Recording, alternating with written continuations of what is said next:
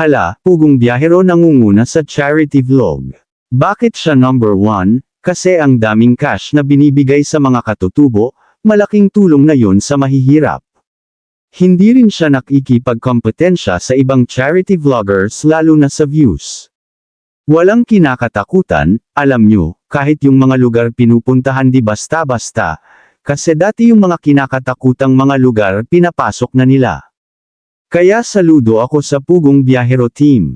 Dati sa Kalingap ako kay Kalingap Rab, nanunood pero nung may love team na, I tried watching Pugong Biyahero at nakita ko, ang kaibahan nilang dalawa.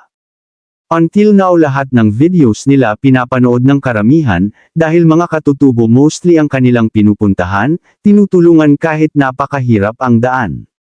Kapansin-pansin din kahit kaunti lang ang upload pero million views. Lalo na ang Chris Pao. Solid Chris Pao. Mabait kasi si Sir Paul at totoong tao. Kaya mga Chris Pao aabangan natin ang February 14 araw ng mga puso. Para sa akin wala akong pinipili, sa Kalingap, Daddy Frankie, o Pugong Biyahero pinapanood ko ang lahat, dahil pareho lang naman silang tumutulong sa mga mahihirap kaya love ko lahat. Dati EDC ang pinapanood sa bahay. Pero nang hindi na madalas binablog si VNC parang nasanay kami na di sila makita kaya nawalan na rin kami ng gana. Kaya ngayon Pugong Biyahero na pinapanood sa bahay.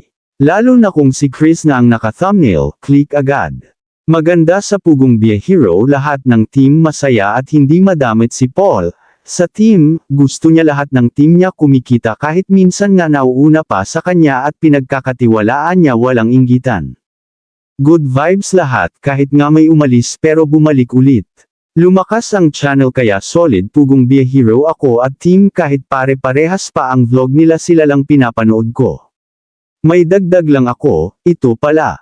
Pugong Biyahero at Roel Malalag, Daddy Frankie, sila yung the best na charity vlogger kasi talagang nakapuko sila sa mga mahihirap na tinutulungan at simple lang sila.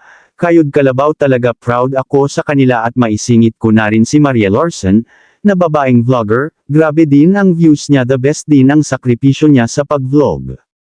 Anong masasabi niyo mga Kalingap? Please comment down below, ingat lagi and to God be the glory.